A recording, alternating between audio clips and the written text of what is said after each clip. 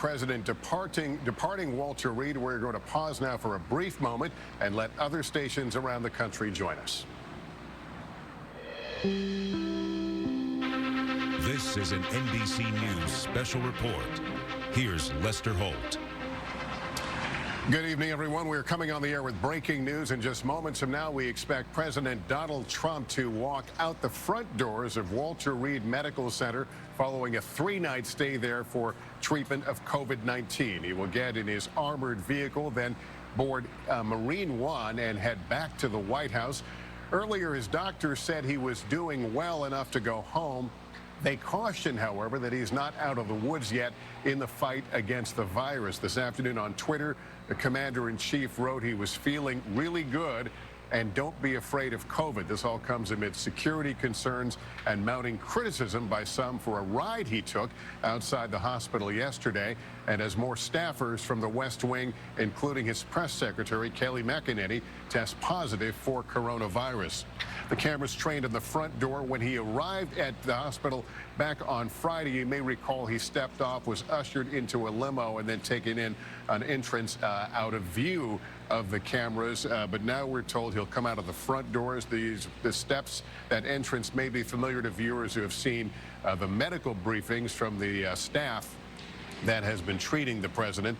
We don't know if he will make remarks. I don't see the microphone stand that we have seen there before, and of course social distance would be called for in order in this circumstance, so he may just simply get into the armored vehicle, onto the chopper, and then back to the White House. White House correspondent Peter Alexander is at Walter Reed right now. Peter, what can you tell us? Well, Lester, you just saw the president's photographer exit that front of Walter Reed, which demonstrates that in many ways this is a photo opportunity that the president is planning to embrace as he exits today, an opportunity to try to say to America that he is back, as his own doctor said today, to try to project strength and to try to return to form with the campaign in its waning weeks, now less than a month before Election Day here in the United States. This has been a remarkable scene, and here I think there's Donald Trump.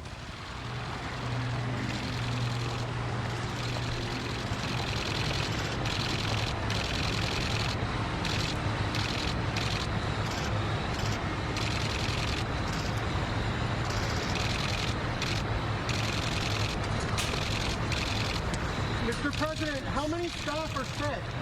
How many of your staff are sick? Thank you very much. Thank you. Do you think you might be a super spreader, Mr. President?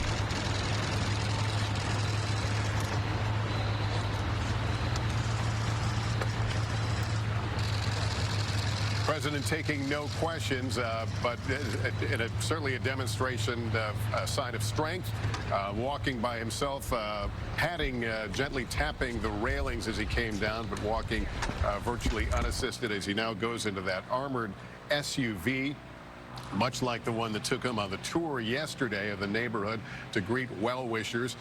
It'll be a short ride just to the other side of the hospital where Marine One is ready and waiting for him on a helipad. And then if it is anything like a few days ago, it'll be about a 10-minute ride to the White House. The president returning to a White House that's very different. As we have noted, a number of staffers, people connected to his campaign and the Republican Party have tested positive for coronavirus, so he will be certainly confronting that. Doctors not exactly explaining in great detail how he will be isolated, what the circumstances of how he will be staying in the White House will go under these circumstances. Of course, his wife, Melania Trump, also tested positive for COVID-19. At the last report we had, her symptoms were considered mild. She did not make the trip to the hospital on Friday, and as far as we know, she is doing relatively okay. And you can see that motorcade beginning to move just a short distance. There have been a lot of people who have been camped out of the hospital, many supporters, some protesters who have been, creating certainly a lot of attention there over the 3 days the president has been at Walter Reed. They, as we reported a bit earlier, had been moved to the other side of the street, a little bit farther from the helipad, but they will be certainly in a position to watch it leave. They were certainly able to see it make its approach and land within the last half hour. This is obviously a very long shot camera here, so pretty fuzzy picture, but the presidential SUV making its way to the helipad. I believe Peter is still with us. Peter, the president, I think all I heard him say was thank you very much. Did you hear anything else? No, that's all that I heard, and it wasn't clear whether the president would have any remarks. Really, it was that photo that he wanted. He wanted to demonstrate as he has over the course of the last several days, that he is in form, able to work, and continues with his routine. But what's noticeable is how little we really know about his condition at this time. His doctor refusing to provide any details about those lung scans, which is significant because it would potentially be revelatory about whether he has any COVID-related effects, possibly pneumonia. Even as he heads back to the White House, the president is taking a series of an experimental antibody cocktail. He's taking an antiviral drug, remdesivir, also taking dexamethasone. That is a steroid, Lester, as we've been reporting, that is typically only used for severely ill coronavirus patients. So even as the White House says that he really has only had sort of mild symptoms, a mild bout with this, the way they tried to describe it, he is being prescribed drugs that would be used for a much sicker patient right now. To give you a sense of the scene right here, you can see some of those folks behind me. This, Lester, has been a wild scene over the course of today and, frankly, over the course of the last several days. There have been what started with dozens turning into hundreds of Trump supporters arriving here from all around this region for an opportunity to try to cheer on the man that they love, the man that they say deserves 4 more years in office. And then protesters arrived, police arrived as well. It's just really been part of what in many ways has become the reality TV presidency over the course of the last several years in the eyes of many. Peter, we just want to know, we just saw the president climb his way up the stairs. Yeah, he just climbed up the stairs and is aboard the chopper now. One thing I noted, Peter, there appeared to be no medical staff in sight as the president left. Appeared to be simply aides and Secret Service. The president in his usual business attire and flashing a thumbs up and a fist as he got into the vehicle. But we didn't see anyone certainly in lab coats or in medical garb. Yeah, that's right. I didn't see any of those doctors as well, but recognize, even as his own doctor said, when he returns to the White House, he will have some of the best medical care on the planet, elite doctors surrounding him, an array of drugs and other treatments available to him right now. So even as the president earlier today said, don't be afraid of COVID, his experience is very different than that of many average Americans. So many families across this country, that of more than 210,000 Americans who have lost loved ones, will hear those words and feel like the president does not understand their pain or their experience. But all of this is clearly by design for a president who believes that the more he's talking about coronavirus, the more that is the topic at hand, the worse it is for his re-election hopes. His desire is to focus on the future, looking past this virus, even as many people, including his own public health experts, say we still have many difficult months ahead. As we see the presidential motor pool clearing the helipad, the chopper about to leave, let me bring in Tom Costello. And Tom, you can pick up a little bit of what Peter was talking about, that the curious thing in all this is that I guess we don't have Tom. I'm sorry. I apologize. But of course, what I was going to point out, one of the curious things is the medical regimen, the treatments he's received, some experimental, some considered very aggressive for more serious cases of COVID. And that has left a big question mark over all this. And certainly his treating physician not wanting to go into specifics about what the lung scans look like, or some of the other key telltale things that doctors would look at to evaluate COVID-19 patients' condition. We know from our reporting of this disease, it can show one way at one time and then swing violently in the other direction with little warning. And again, doctors say they have what they need in the medical facilities of the White House. Dr. John is with us. Dr. John, I'm playing a doctor right there, so to pick up on what I was saying about this idea that the question marks here that make us wonder if the man who just climbed in that chopper is as well as he appeared. And you know, Lester, a couple days ago I mentioned the word red flag, and by red flag I meant that he was getting medications that they usually reserve for patients who are severely ill. So of the medications he's getting, one of them is remdesivir. That's the one that Peter was talking about. It's an antiviral, so they give it to patients early on. So that makes sense to give patients who are mild or moderately sick at that point, because you're trying to fight it off. You're trying to actually actively fight the virus with that medication. The other one are the antibodies they were giving them, the Regeneron antibody cocktail, the monoclonal antibody cocktails they gave them, because that also gives your immune system a boost. So it's trying to actively fight off the virus at that point. But the third one they gave them, and this is the one that raised some red flags, is the dexamethasone. That's a steroid. And per NIH protocol, that should only be given to patients who are on ventilators or who are on supplemental oxygen in the hospital. And they specifically say it is not recommended for patients that are not on a ventilator, not on supplemental oxygen. But other experts are saying, you know, at some point, sometimes, even if they're not at that stage, but they're severely ill, then we'll give them that dexamethasone anyway. But it's definitely reserved for severely ill, not mild or moderate. So I think what we're seeing here is the medication they're giving them is reserved for patients who are sicker than they're telling us he is. And it's important with the steroid, because if the steroid is given early on when they're not that sick, it actually can make the patient worse. And so they're going to be very careful with that. So I think, again, what you're seeing, what you're hearing, isn't necessarily what's going on behind the scenes, Lester. All right, Dr. John Torres, as we watch the Chopper Marine 1 make its way toward Washington, let me bring in Hallie Jackson right now. Hallie, as I noted a few minutes ago, he's returning to the White House, but it is not the same place that he left, as more COVID cases linked to the White House and Republican Party are popping up. What do we know about the number of cases right now?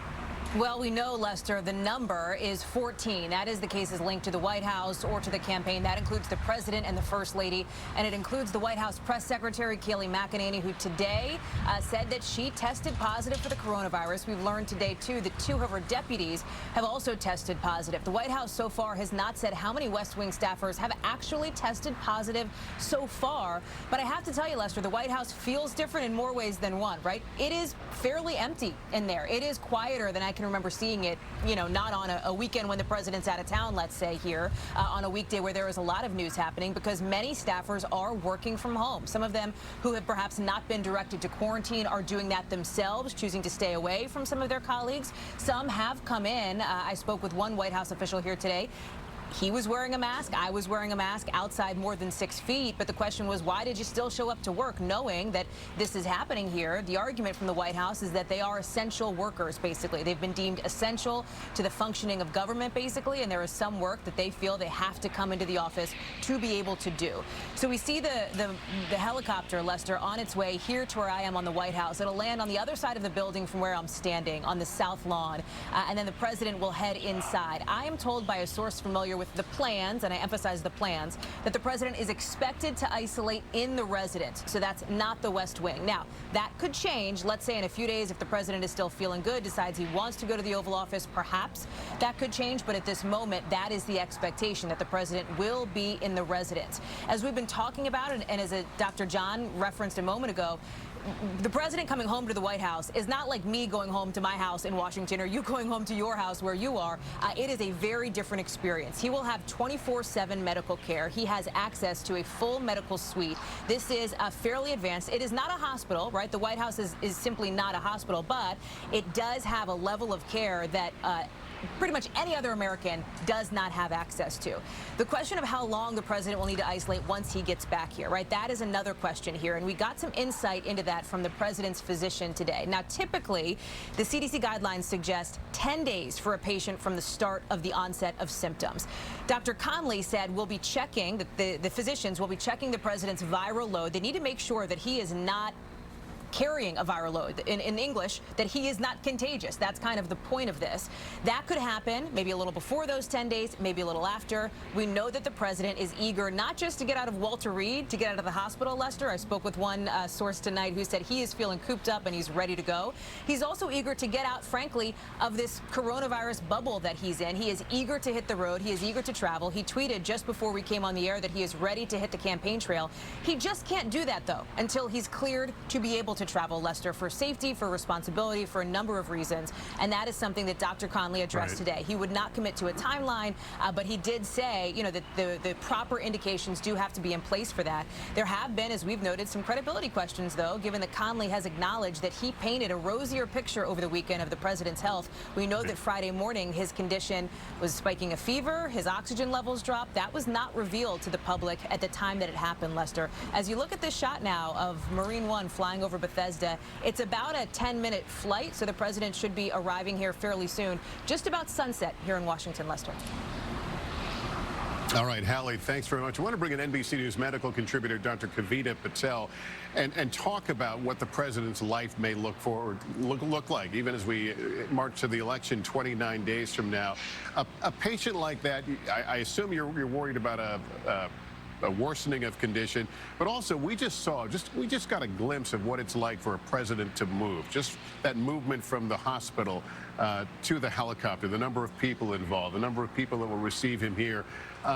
What will his ability be like to interact with others around him? Yeah, Lester, these are exactly the questions that I think everyone should be asking, and especially the people around the president. As you stated, it's very natural. This is a president who likes to be out there. He gets energy and feedback from a crowd, but it is unusual to have a circumstance where that very crowd is something that he can pose a risk to. So the next several days are critical. Not only will his traditional vital signs, the heart rate, blood pressure, oxygen, all the things we've been talking about be monitored very closely. But Lester, you're also going to look for just changes in affect, meaning does he seem like he's a little different? We've already heard that in Bedminster, he seemed a little lethargic, and so meaning a little more tired, and we're going to be looking for those types of changes in mood or behavior. And then even weeks out, Lester, I see patients who are months out of their COVID-19 diagnosis, totally healthy, even very young, and they have kind of a post-COVID-19 syndrome, various ailments, joints and pains and headaches. So we will need to continue to keep a very close watch over the president, the first lady, any of the people that have been infected, and not make any assumptions. We know this virus is very humbling, and I think that's exactly the attitude we have to take in thinking about the president's course of illness. All right, we saw Marine One passing by Washington Reagan National Airport, now passing the Washington Monument on its final approach and descent onto the White House South Lawn, where we fully expect to watch the president again walk out under his own power and return to the White House. You saw a second chopper there that usually flies alongside in some kind of a support role. It's now moved aside, and Marine One, designated as Marine One when the president is on board, is now making its approach, and you see it descending onto the south lawn of the White House.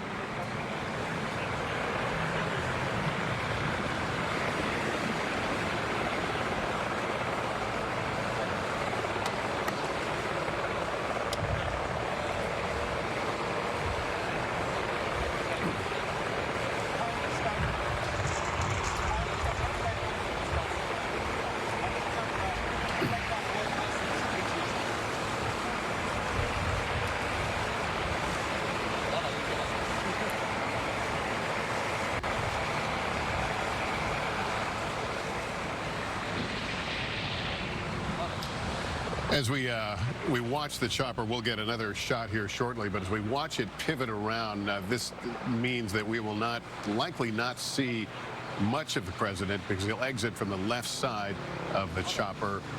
Typically what happens is we've got a pool crew that is going to video the president's stepping off the chopper and into the residence. That will get turned around very quickly and shared with all the networks, so we would expect to see that in just a few brief moments. But we will see the Marine Guard come out. We will likely see the president, at least part of his legs maybe, as he exits the chopper.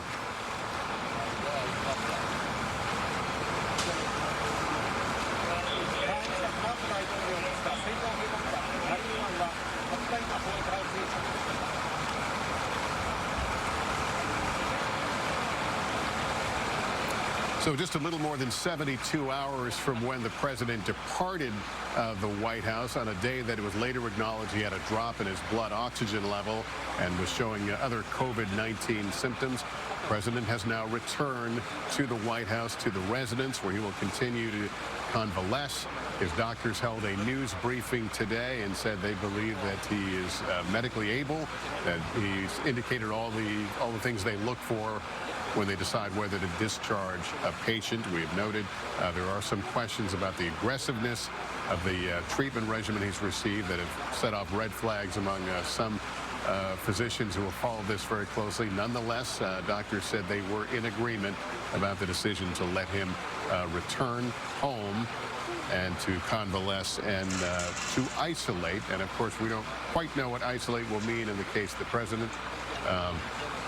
Noticing the doors being open right now at the White House residence. We don't know if we're going to see members of his family or Hallie Jackson. I don't know if you're able to watch with me that balcony door that just opened. Do we know if there will be a special greeting of the president there? You know, we don't know for sure, Lester, but given what we've seen so far with the optics of President Trump wanting to be seen, wanting to show the American public that, yes, he can, you know, walk out on his own, he can appear on his own, I wouldn't be surprised. I picked up, Lester, at the same time as you did on the activity there up on the balcony. I will note, typically, this is not a shot that our viewers often see. We don't normally have this shot up and ready to go because we do have reporters on the other side of Marine One where the president is departing. I'm watching the bottom of the screen there to see if we can get any indication as to when the president will be stepping off the helicopter. Lester, I have to tell you, at a moment like this, these are frankly some of the most scrutinized steps that President Trump has ever taken and possibly will ever take. The shot of him coming down the stairs, tapping that railing, as you noted, you have to imagine that the president was hyper aware that the eyes of the country were on him at that moment. A slip, a grip, any of that was going to be read into, of course, by people across the country. And you have to think he knew that that was going to be the case. Here, again, the optics are important.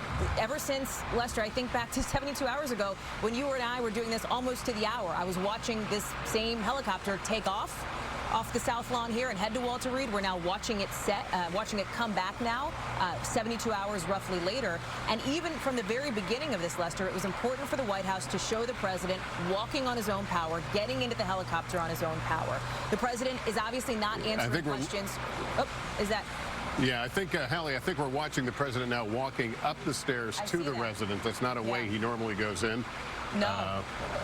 Again, the walking up the stairs, certainly an image that he would be eager to display, and then he will make his way to that those French doors draped in American flags.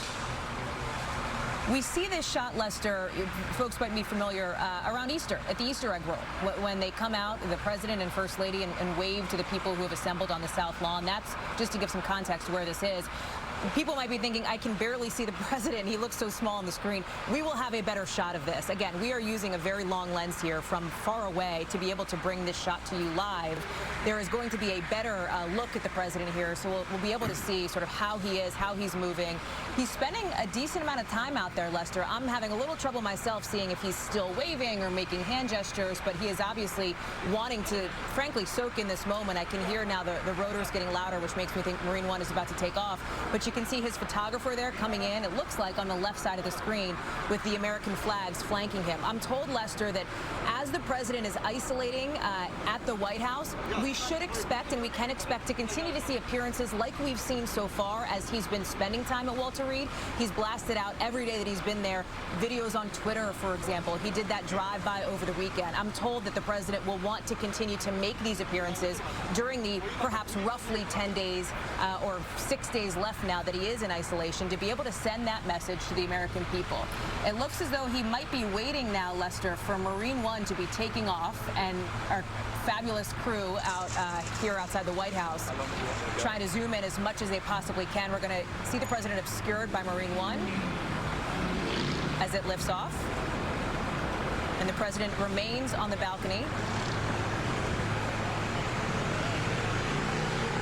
So Marine One will go, Lester, and then when President Trump walks back into the residence, it is a question mark of when we will see him next, as it looks like he perhaps delivers a salute there.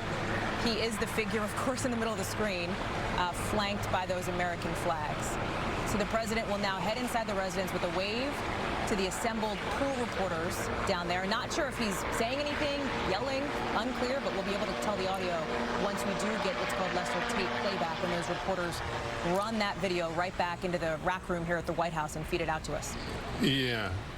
And I think it's fair to say that the images we will see a lot, certainly on the news, but probably in other places, because it certainly plays to a narrative that the president seems to have embraced about defeating COVID-19. Keep in mind, 72 hours ago, he was taken by helicopter, a very sick man. He's back now. Doctors saying that's okay, that he's in good enough shape.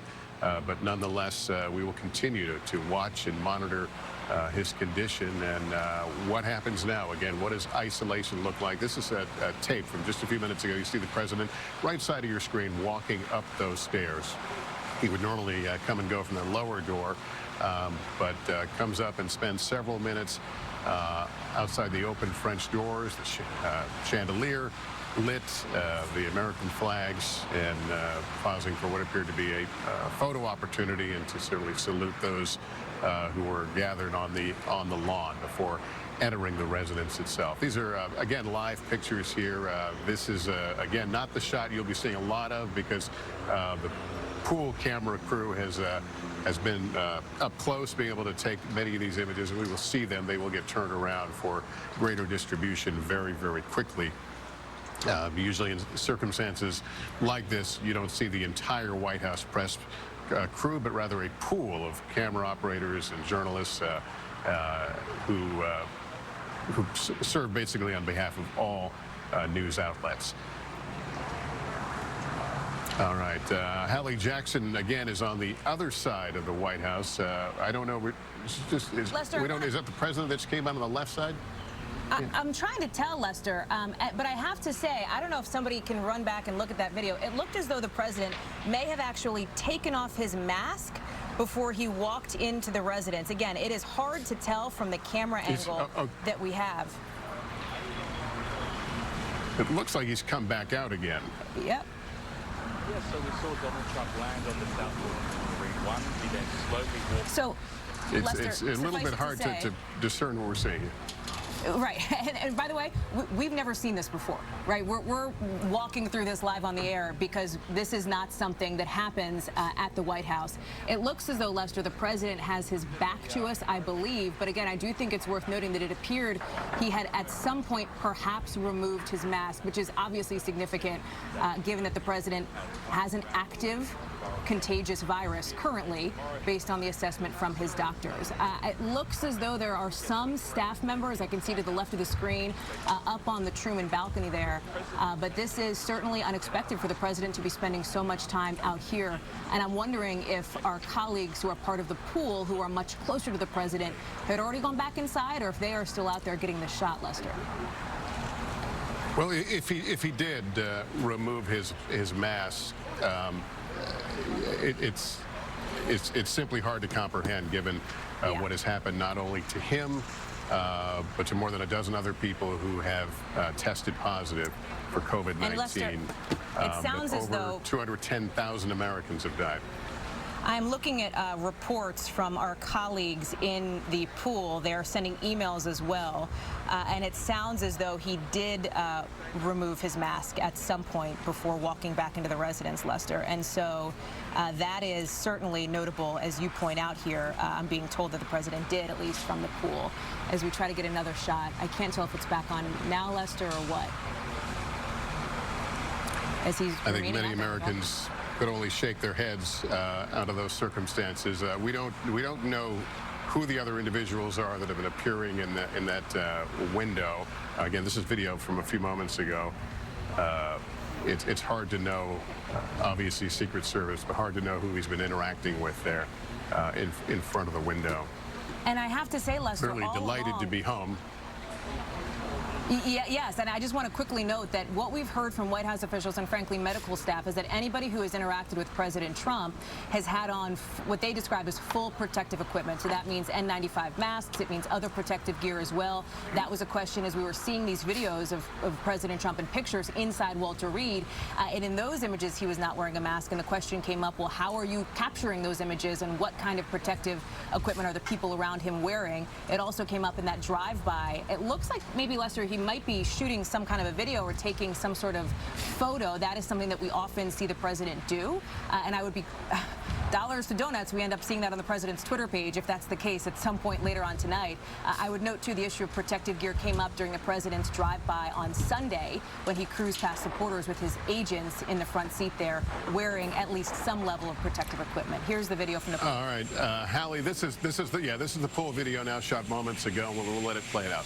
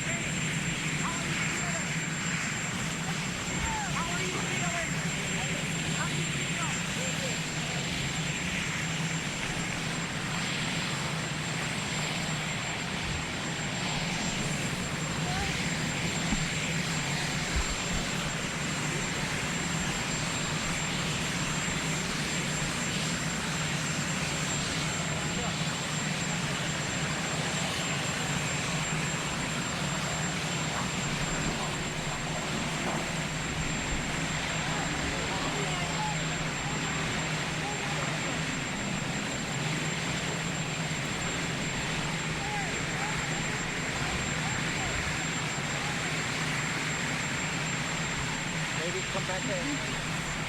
Yeah.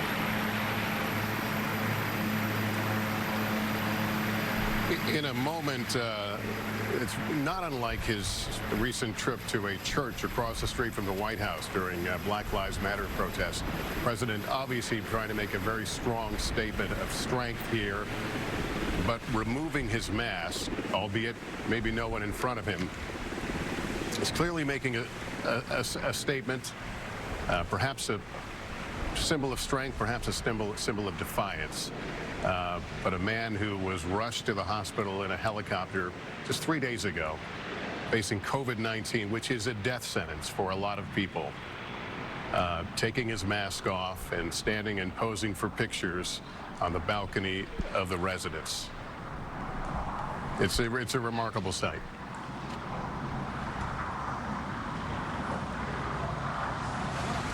Unfortunately, our tape loses. Our tape, unfortunately, loses that shot of what happens when he gets back up. Is this a live shot? I think this is still a live shot. You see the president there. He seems to be mingling with individuals. We can't tell who they are from this very, very long lens shot. And people seem to be coming and going. Let me bring in Dr. John Torres. This is hard, Dr. John, to watch that. What symbol does that send? And unfortunately, I think it sends the symbol that we don't want it to send. If you remember on his video, he said he's learned a lot about COVID because of his illness, and he's got real learning, not necessarily book learning, and that he was going to come out with some information that we could all use. I don't think that's the information we want. That taking off the mask, I think, just gives the wrong message to people. And I think here, the point being that there are 4 things we know work. Mask being one of them, social distancing, washing your hands, opening windows to ventilate.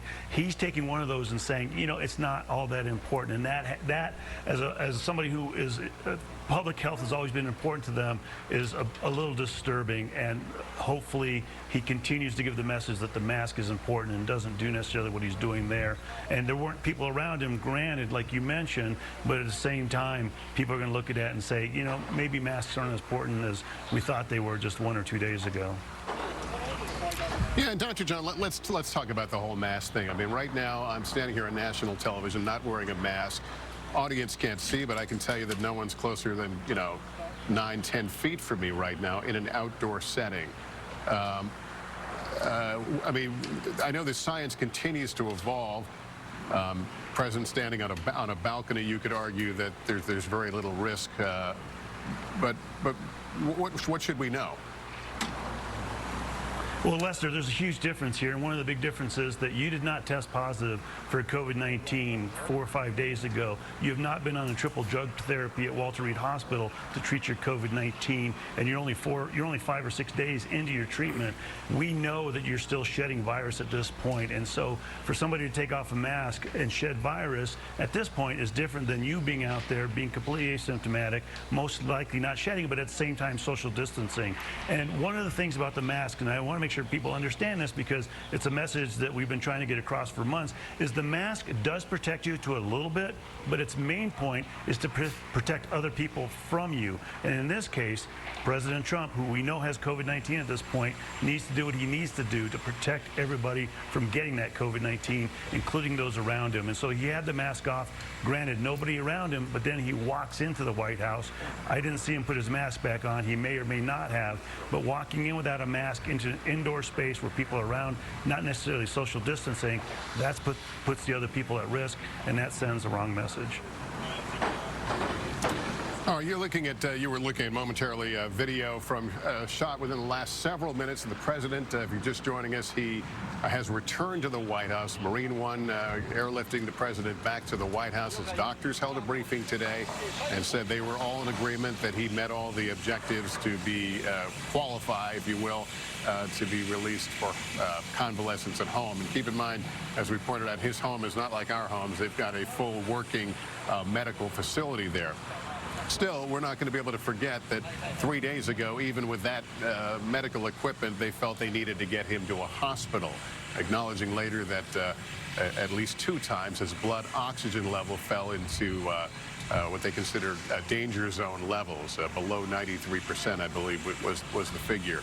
He has also been put on some rather aggressive drug therapies, experimental antibody therapy, as well as some other medical interventions that are normally reserved for those with severe cases of COVID-19. And Dr. John, let me just one more question. What does the end of a COVID-19 sickness look like? I mean, there's obviously a beginning. Is there an end, or is it uneven? Yeah, that's a great question, and the answer is it's uneven because everyone's going to be different. We know that the CDC says once you start symptoms, 10 days later, they don't consider you contagious if your symptoms have improved and you're fever-free for 24 hours. But that's only if your symptoms have improved. So we know that there are some people that continually have symptoms. On the average, if you have a mild case, it's a couple of weeks. If you have moderate to severe cases, it can be up to 6 weeks before you fully recover. And then some people recover only to get worse weeks or even a month later, and that is what is one of the things that complicates this whole process of the disease. It's simply a virus that we're learning a lot about. It's a virus that's new to us, and it's a virus that we have to take very seriously for the long haul. Yeah, well, we certainly hope the president will have a speedy recovery for what he has gone through. Dr. John, thank you. And thank you all for joining us. We're going to return now to your scheduled programming. For some of you, that's NBC Nightly News already in progress. And please join me a bit later on for a town hall live from Miami with presidential candidate Joe Biden at 8 p.m. Eastern, 7 Central. I'm Lester Holt. For all of us at NBC News, thank you for watching and good night. Become a movie star. The A-list actor